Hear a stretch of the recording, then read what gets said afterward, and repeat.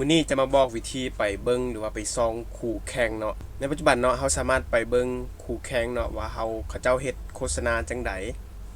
สร้างจากแคมเปญยิงโฆษณาใดแด่เนาะมีจากแคมเปญและเผยแพร่โฆษณาตอนใดและปัจจุบันเนาะเขาเจ้ายิงโฆษณาจากสุดโฆษณาหรือว่าจากแคมเปญเนาะสามารถไปเบิ่งได้เนาะโดยการเข้าไปที่Meta Ad Library เนาะ Meta Ad Library ตัวนี้เนาะเข้าไปเลยแล้วก็ไปตัว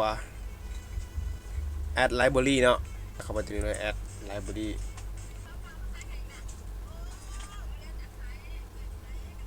หลังจากเข้ามาตัวหน้าตา Library แล้วเนาะเข้าไปเลือกตัวประเทศลาวเนาะถ้าสมมุติว่า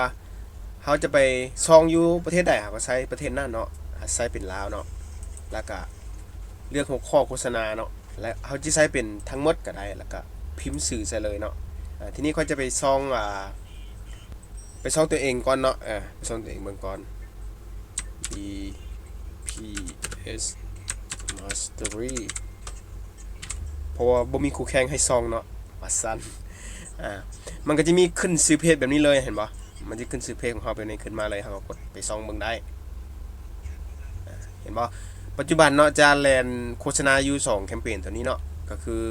ตัววิธีการตั้งค่าการลดภาษีเนาะแล้วก็การยิงแอดโฆษณาการหักยิงโฆษณาเนาะยิงแอดไลฟ์สดจังซี่เนาะ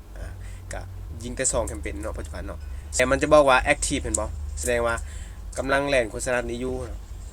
อันนี้เราสามารถไปเบิ่งได้เนาะเราสามารถไปส่องเพจคนอื่นได้ว่าเขาเจ้ายิงโฆษณาตัวใดอยู่ถ้าว่า